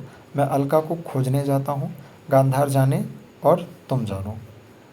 चलिए, ये बात यहाँ की पर कंप्लीट होती है। यहाँ पे जो हमारा परिदृश्य था वो अलका और आम्भिक और घनान, इनकी वार्ताओं का था, जो हमारी बातें अभी तक चली आ रही थी उसमें हमने पढ़ा। आगे जो बात करते हैं पर्वतेश्वर की राज्यसभा, ये परिदृश्य जो हम पढ़ रहे हैं, नवा परिदृश्य पर्वतेश्वर की राज्यसभा पढ़ रहे हैं। तो पर्वतेश्वर क्या कहते हैं? आर्य चाणक्य, आपकी बातें ठीक ठीक समझ में आती। चाणक्य, कैसे आवेगी? नहीं, पर बात यहाँ से शुरू होती है। चलिए, राज्यसभा लग गई, यहाँ पे पर्वतेश्वर हैं, चाणक्य जी हैं, सभी लोग बैठे हैं। तो उसमें पर्वतेश्वर क्या कहते हैं? आर्य चाणक्य, आपकी बातें मुझे ठीक ठीक समझ में नहीं आती। चाणक्य क्या कहते हैं? कैसे आएंगी, मेरे पास केवल बात ही है ना, अभी कुछ कर दिखाने में असमर्थ हूँ। पर्वतेश्वर कहते हैं, परंतु इस समय मुझे युवनों से युद्ध करना है। मैं अपना एक भी सैनिक मगध नहीं भेज सकता। चाणक्य क्या कहता है, निरुपाय हूँ, लौट जाऊंगा, नहीं तो मगध की लक्षितिक सेना आगामी यवन युद्ध में पौरव पर्वतेश्वर की पताका के नीचे युद्ध करती। वही मगध जिसने सहायता मांगने पर पंचनद का तिरस्कार किया था। पर्वतेश्वर कहते हैं, हाँ, तो इस मगध विद्रोह का केंद्र कौन होगा? नंद के विरुद्ध कौन खड़ा होता है? चाणक्य कहते हैं, मौर्य सेनानी का वीरपुत्र चंद्रगुप्त, जो मेरे साथ यहाँ आया है। पर्वतेश्वर, पिप्पली कानन के मौर्य भी वैसे ही तो वत्सल हैं, उनका राज्य सिंहासन दीजिएगा। तो आचार्य कहते हैं, आर्य क्रियाओं का लोप हो जाने से इन लोगों को वर्चस्व मिला। वस्तुतः ये क्षत्रिय हैं। बौद्धों के प्रभाव में आने से स्रोत संगार छूट गए हैं अवश्य, परंतु इनके क्षत्रिय होने में कोई संदेह नहीं। और महाराज धर्म के नियामक ब्राह्मण हैं। मुझे पात्र देखकर उसका संस्कार करने पर अधिकार है। ब्राह्मणत्व एक सार्वभौम शाश्वत बुद्धि वैभव है। वह अपनी रक्षा के लिए, पुष्टि के लिए और सेवा के लिए इतने इतर वर्णों का संगठन कर लेगा। राजन्य संस्कृति से पूर्ण मनुष्य की मूलभूमिता बनाने में दोष ही क्या है? पर्वतेश्वर हंसकर कहता है, यह आपका सुविचार नहीं है ब्राह्मण। चाणक्य, वशिष्ठ का एक ब्राह्मण थे, जब क्रोध हुआ था तब कोई पल्लव, दरद, काम्बोज आदि क्षत्रिय बने थे। राजन, यह कोई नई बात नहीं है। पर्वतेश्वर, वह समर्थ ऋषियों की बात है। चाणक्य, भविष्य इनका विचार करता है कि ऋषि किन्हें कहते हैं। क्षत्रियाभिनी पौरव, तुम इसके निर्णायक नहीं हो सकते। आगे पर्वतेश्वर क्या कहते हैं, यह समर्थ ऋषियों की बात है। चाणक्य कहते हैं, भविष्य इसका विचार करता है कि ऋषि किन्हें कहते हैं। क्षत्रियाभिनी पौरव, तुम इसके निर्णायक नहीं हो सकते। पर्वतेश्वर कहते हैं, शूद्र शासित राष्ट्र में रहने वाले ब्राह्मण के मुख से यह बात शोभा नहीं देती। चाणक्य कहते हैं, तभी तो ब्राह्मण मगध को क्षत्रिय शासन में ले आना चाहता है। पौरव, जिसके लिए कहा गया है कि क्षत्रिय के शस्त्र धारण करने पर आर्तवाणी नहीं सुनाई पड़नी चाहिए। मौर्य चंद्रगुप्त वैसा ही क्षत्रिय प्रमाणित होगा। पर्वतेश्वर, कल्पना है। चाणक्य की कहते हैं, कल्पना नहीं, प्रत्यक्ष होगी। और स्मरण रखना, आसन्न यवन युद्ध में शौर्य गर्व से तुम पराभूत होगे। यवनों के द्वारा समग्र आर्यावर्त पदाक्रांत होगा। उस समय तुम मुझे स्मरण करोगे। फिर पर्वतेश्वर क्या कहते हैं, केवल अभिशाप अस्त्र लेकर ही तो ब्राह्मण लड़ते हैं, मैं इससे नहीं डरता। परंतु डराने वाले ब्राह्मण, तुम मेरी सीमा के बाहर हो जाओ। चाणक्य ऊपर देखकर, रे पदतलित ब्राह्मण, देख शूद्र ने निगड़बद्ध किया, क्षत्रिय निर्वासित करता है। तब जल एक बार अपनी ज्वाला से जल, उनकी चिंगारी से तेरे पोषक सेवक शूद्र और क्षत्रिय उपासक जाता हूँ पौरव। चलिए, यहाँ से प्रस्थान हो जाता है। आगे की पर पढ़ते हैं। हाँ जी, तो आगे पढ़ना चालू करते हैं। कानन पथ पे अलका। आगे कानन पथ पे अलका, तो यहाँ पे अलका क्या करते हैं। अलका देखिए, चली जा रही हूँ, अनंत पथ है, कहीं पन्नतला नहीं और ना तो पहुँचने का निर्दिष्ट स्थान है। सैल पर से गिरा दी गई स्त्रावणी के सदस्य अविराम भ्रमणा, ठोकरे और तिरस्कार। कानन, कहाँ चली जा रही हूँ? सामने देखकर, अरे यवन, शिकारी के वेश में सिलिकस का प्रवेश। शिकारी के वेश में सिलिकस का प्रवेश होता है। सिलिकस क्या कहता है, तुम कहाँ सुंदरी राजकुमारी? अलका, मेरा देश है, मेरे पहाड़ हैं, मेरी नदियाँ हैं और मेरे जंगल हैं। इस भूमि का एक एक परमाणु मेरे हैं और मेरे शरीर का एक एक क्षुद्र अंग उन्हीं परमाणुओं के बने हैं। फिर मैं और कहाँ जाऊँगी यवन? सिलिकस क्या कहता है, यहाँ तो तुम अकेली हो सुंदरी। अलका, सो तो ठीक है। दूसरी ओर देख कर सहसा, परंतु देखो, वह सिंह आ रहा है। सिलिकस उधर देखता है, अलका दूसरी ओर निकल जाती है। सिलिकस निकल गई, दूसरी ओर जाता है। चाणक्य और चंद्रगुप्त का वहीं प्रवेश होता है। चाणक्य, वत्स, तुम बहुत थक गए हो। चंद्रगुप्त कहता है, आचार्य, नसों ने अपने बंधन ढीले कर दिए हैं, शरीर अवसन्न हो रहा है, प्यास भी लगी है। आगे चाणक्य कहते हैं, कुछ दूर न चल सकोगे? चंद्रगुप्त, जैसी आज्ञा हो। चाणक्य क्या कहते हैं, पास ही सिंधु लहराता होगा, उसके तट पर ही विश्राम करना ठीक होगा। चंद्रगुप्त चलने के लिए तैयार बढ़ता है, फिर बैठ जाता है। चाणक्य उसे पकड़कर, सावधान चंद्रगुप्त, आर्य, प्यास से कंठ सूख रहा है, चक्कर आ रहा है। चाणक्य, तुम विश्राम करो, मैं अभी जल लेकर आता हूँ। चाणक्य वहाँ चला जाता है। चंद्रगुप्त पसीने से तर लेट जाता है। एक व्याघ्र समीप आता दिखाई दे पड़ता है। सेल्यूकस प्रवेश करके धनुष संभाल कर तीर चलाता है। व्याघ्र मरता है। सेल्यूकस की चंद्रगुप्त को चैतन्य की चेष्टा, चैतन्य का जल लिए आना, चाणक्य का जल लिए आना। सेल्यूकस, थोड़ा जल, इस सत्यपूर्णवा पथिक की रक्षा करने के लिए थोड़ा जल चाहिए। चाणक्य, जल के छींटे देकर आप कौन हैं? चंद्रगुप्त स्वस्थ होता है। सेल्यूकस कहता है, यवन सेनापति तुम कौन हो? सेल्यूकस से जब प्रश्न होता है तो सेल्यूकस पे बताता है कि मैं तो यवन सेनापति हूँ, लेकिन तुम कौन हो? तो चाणक्य कहता है, एक ब्राह्मण। सेल्यूकस, यहाँ तो कोई बड़ा श्रीमान पुरुष है। ब्राह्मण, तुम इसके साथी हो? चाणक्य, हाँ, मैं इस राजकुमार का गुरु हूँ और शिक्षक हूँ। सेल्यूकस, कहाँ निवास है? चाणक्य कहते हैं, यह चंद्रगुप्त मगध का एक निर्वासित राजकुमार है। सेल्यूकस कुछ विचारता है, अच्छा, तभी तो मेरे शिविर में चलो, विश्राम करके फिर चला जाना। चंद्रगुप्त, यह सिंह कैसे मरा? ओह, प्यास से मैं हतचेत हो गया था। आपने मेरे प्राणों की रक्षा की, मैं कृतज्ञ हूँ। आज्ञा दीजिए, हम लोग फिर उपस्थित होंगे। निश्चय जानिए। सेल्यूकस कहता है, जब तुम अचेत पड़े थे तब यह तुम्हारे पास बैठा था। मैंने विपद समझकर इसे मार डाला। मैं यवन सेनापति हूँ। चंद्रगुप्त कहता है, धन्यवाद। भारतीय कृतज्ञ नहीं होते। सेनापति, मैं आपका अनुग्रहीत हूँ। अवश्य आपके पास कभी आऊँगा। तीनों जाते हैं और अलका का प्रवेश होता है। अलका, आर्य, चाणक्य और चंद्रगुप्त, ये भी यवनों के साथी और आधी और अग्रवृष्टि की दीर्घ का प्रकोप हो, तब देश की हरी भरी खेती का रक्षक कौन है? सोने की व्योम प्रश्न को बिना उत्तर दिए लौटा देता है। ऐसे लोग भी आक्रमणकारियों के चंगुल में फंस रहे हों, तब रक्षा की क्या आशा? झेलम के पार सेना उतरना चाहती है। उन्मत्त परमेश्वर अपने विचार में मग्न हैं। गांधार छोड़कर चलूं, नहीं एक बार महात्मा दंडनारायण को नमस्कार कर लूं। उस शांति संदोह से कुछ प्रसाद लेकर अन्यत्र जाती है। आगे 11वां पढ़ लेते हैं। इसमें ये जो परिदृश्य है इस समय सिंधु तट पर दासहन का आश्रम है, वहाँ का परिदृश्य है। तो नारायण, पवन एक क्षण विश्राम नहीं लेता। सिंधु की जलधारा बही जा रही है। बादलों के नीचे पक्षियों का मुखरांड उड़ा जा रहा है। प्रत्येक परमाणु न जाने किस आकर्षण में खींचे चले जा रहे हैं, जैसे काल अनेक रूप से चला जा रहा है। यही तो अब यहीं पे होता है एनिसाक्रेटीज का प्रवेश होता है। क्या कहते हैं? एनिसाक्रेटीज कहते हैं, महात्मन दरांडा, चुप रहो, सब चले जा रहे हैं, तुम भी चले जाओ, अवकाश नहीं, अवसर नहीं।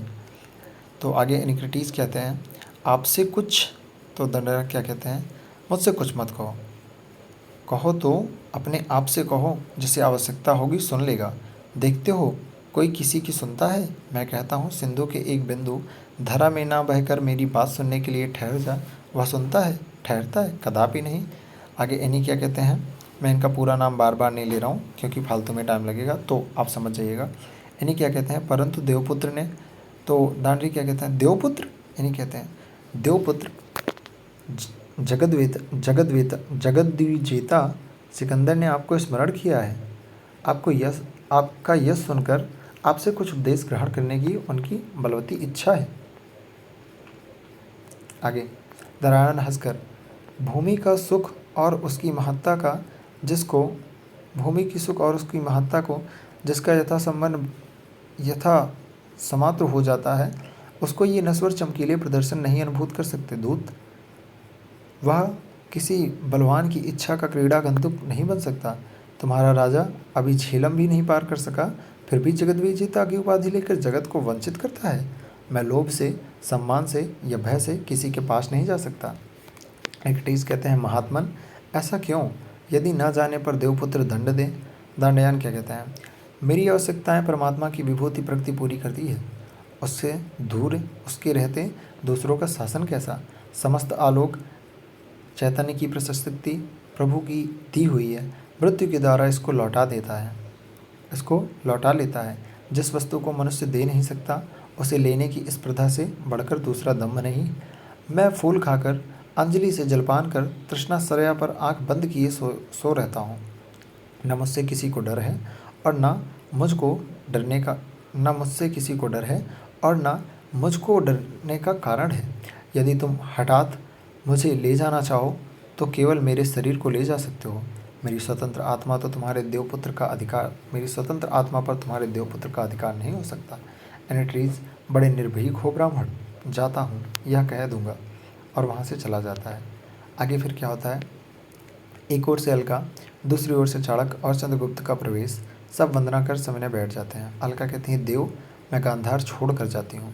नारायण कहते हैं, क्यों अलका, क्यों अलके, तुम गांधार की लक्ष्मी हो, ऐसा क्यों? अलका कहते हैं, ऋषि, यवनों के हाथ स्वाधीनता बेचकर उनके दान से जीने की शक्ति मुझ में नहीं। तो आगे नारायण क्या कहते हैं? तुम उत्तरापद की लक्ष्मी हो, तुम अपना प्राण बचाकर कहाँ जाओगी? कुछ विचार कर। अच्छा जाओ देवी, तुम्हारी आवश्यकता है। मंगलमय विभु अनेक मंगले में कौन कल्याण छिपाए रहता है। हम सब उसे नहीं समझ सकते, परंतु जब तुम्हारी इच्छा हो निसंकोच चली आना। अलका, देव हृदय में संदेह है। नारायण, क्या अलका? अलका, ये दोनों महाराज जो आपके सम्मुख बैठे हैं, जिन पर पहले मेरा पूर्ण विश्वास था, अब वही यवनों के अनुगत क्यों होना चाहते हैं? नारायण चाणक्य की ओर देखता है और चाणक्य कुछ विचारने लगते हैं। चंद्रगुप्त, देवी, कृतज्ञता का बंधन अमोघ है। चाणक्य क्या कहते हैं? राजकुमारी, उस परिस्थिति पर आपने विचार नहीं किया है। आपकी शंका निर्मूल है। नारायण क्या कहते हैं? संदेह ना करो अलका, कालरत्न को पूर्णतः विश्वासी होना पड़ेगा।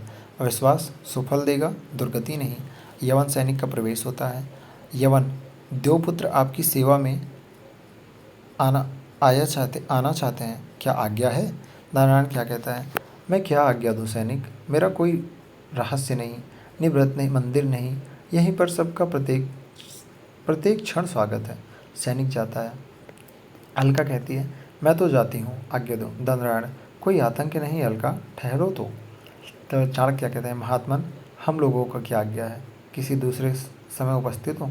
नारायण क्या कहते हैं? चाणक्य, तुमको तो कुछ दिनों तक इस स्थान पर रहना होगा, क्योंकि सब विद्या के आचार्य होने पर भी तुम्हें उसका फल नहीं मिला, उद्वेग नहीं मिटा। अभी तक तुम्हारे हृदय में हलचल मची है। यह अवस्था संतोषजनक नहीं।